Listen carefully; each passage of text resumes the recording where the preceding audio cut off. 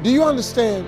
Negativity, let me just give you this and I'm gonna walk away. Negativity, you can protect yourself from negativity. And that's what stops most people, negative thoughts.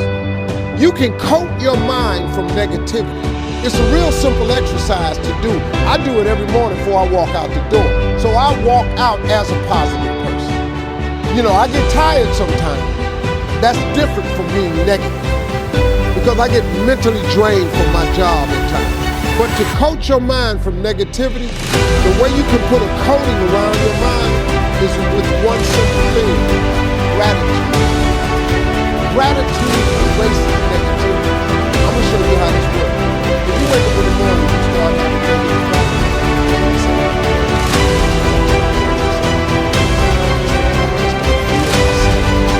every time you feel in the middle of the day, and start going over in your mind everything. Not everything you want, everything you already have. Because what you have is substantial.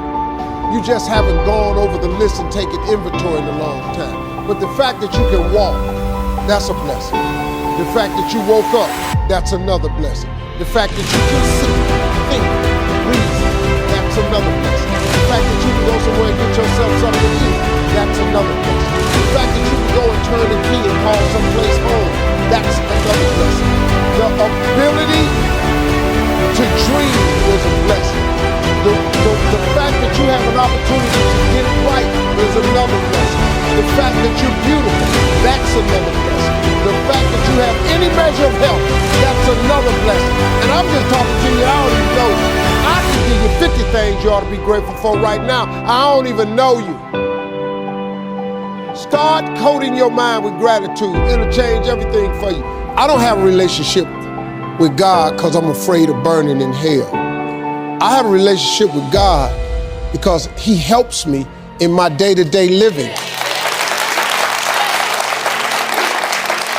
I have a relationship with God because if there is an eternal place to go live, I want to go see it. I figure, as long as I ain't trying to step on nobody to get to where I'm going. Look, you all gonna make mistakes. Everybody's a sinner in here. Everybody in here broken. Everybody need help. I need help. I'm broken. You need God fixing you some kind of way. I don't care who you are. I don't care how much money you got. You need God. But listen to me. Don't you understand that that's okay? It's all right to have a relationship with God. Having a relationship with God is really cool. And you're looking at a street dude telling you this. But He changed people, God changed people. If you followed my career any length of time, from the time I was back on the Steve Harvey show, all the way up through the Kings of Comedy, all the way up to 2005, you saw what my life was.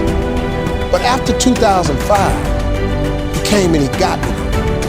Because He got sick of me, and I got sick of me. See, you know what happened to me in 2005? I got sick and tired of being sick and tired. I was so sick of me. Y'all saw me on TV, y'all saw this money I was making. I was miserable, man. I was at my unhappiest point in life all the way up to 2005. I was miserable. We was Kings of Comedy. The only time I had a good time was when I was on stage. The only time I had a good time, I was in front of the camera. I was with Sid and the boys, we was performing. When I got off that stage, my life was miserable, man. I was in a pain you would not believe. I was in an abyss, man. I was in a dark place. How in the world did I get here? I got here because of God's grace. My plight had overtaken me, and I was about done. But right when you think you about done, don't He always show up?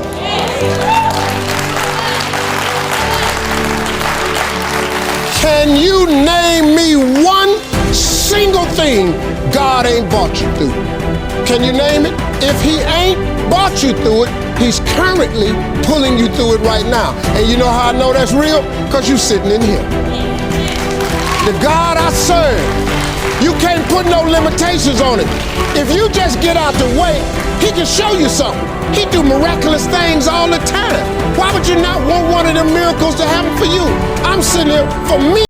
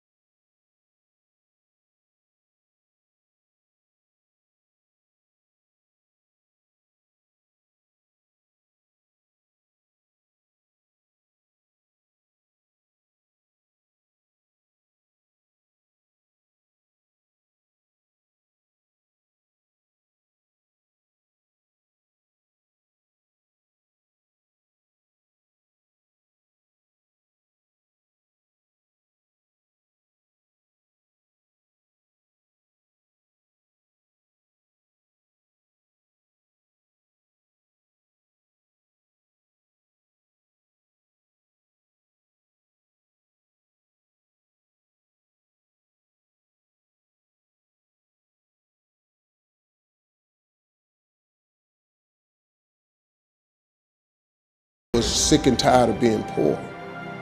I was just exhausted.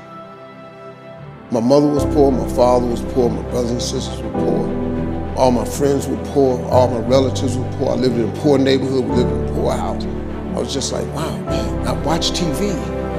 And I would see, like at Christmas time, my father would put us in the car and take us out to the suburbs to see the Christmas lights. And I would see these big houses, man, with lights all on them, and they had horseshoe driveways where you just pull in and go all the way around. That was amazing to me. You know, we would pull up in the driveway, got a back out. You know, I've been doing that. And I kept saying, I told my father, I said, Dad, I said, why don't we get one of these houses? He said, boy, I ain't got no money for this kind of house. He said, when you work hard, keep going to church like your mama said, you can make some money, you can buy you one of these houses. That was it.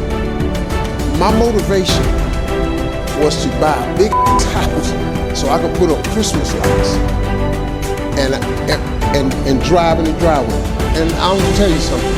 Every home I have, every house I've ever owned or built, you got to pull in one way and drive all the way around to come out there. I have never built, lived, or owned a home that did not have that driveway with gates on both sides. Never. That was the biggest motivating. So my advice is, you have to find a dream that's so big that it overwhelms all of your fears and causes you to never give up. Now you're gonna think about quitting no matter what you do. And I've thought about it many times, but I always just kept thinking about that house. And I always dreamed of buying my mother and father a real house. And you know, and before they died, I was able to do all of that. Bought them houses and everything. So interested in your gift. It doesn't matter what somebody else has. To find your way in life, it's not an external search, it's an internal search. Because God equipped you the moment you gave birth to you. God equipped you at birth with what you needed. He gave all of you a gift. All of you. Every last one of you a gift. God never created a soul without giving you a gift. All of you sitting in here were given a gift at birth. He put it inside you. You ain't got to look under the ocean. It ain't on the mountain. It ain't under no rocks. He put it in you at birth. He gave you a gift. It is the thing that you do the absolute best with the least amount of effort. That's your God-given gift. That's the thing you should pursue. The scripture says your gift will make room for you and put you in the presence of important men. That's what your gift will do for you. Everything else you're doing has nothing to do with what God created you for. And if you're unhappy with your life, if you haven't figured your life out, if you're thinking there's more to your life than it is, it's because the only reason you have that question is because you're not living in your gift. Once you discover your gift, there lies your greatest chance for success. That's what God gave you, equipped you with today. You just got to quit looking at gifts as running, jumping, singing, and dancing. Babysitting is a gift. If you're a smart student, smart is a gift.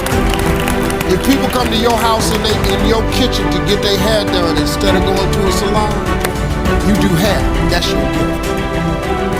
If they can't have a bake sale without your pies and cakes, you bake pies and cakes better than everybody, then that's your gift. You bake pies and cakes. That's your gift. You don't have to think about it. That's what you do. Quit trying to do what somebody else is doing, because that ain't your life. You don't even want to come the way I would. If you knew the path I took to get here, you would not take it. If I'd have knew the path I was going to have to take to get here, I would have changed my destiny a long time ago, because there's no way I would have wanted to have gone through what I went through to get to where I am today. That's why God don't reveal it to you. See, God never reveals the path to you. He shows you what it could look like, but he don't show you the route, because if he showed you the route, you'll turn around. Everybody would quit. If you knew what you had to go through to get to where he had for you to go, you would all quit. I would quit too. It's no way I would have had a stuttering problem. It's no way I would have lived in a car for 3 years. It's no way if I'd have knew that when I quit my job to do comedy, what was going to happen to me, I would have never quit my job. But he don't show me that. He just let you have the dream. If you're bold enough to chase the dream, he'll get you through the journey. You just can't quit in the middle of the journey, because he know you're chasing dreams. God didn't make your dream come true business. That's real talk. I kid you not. You looking at somebody living his dream because God made it happen for him. That's real.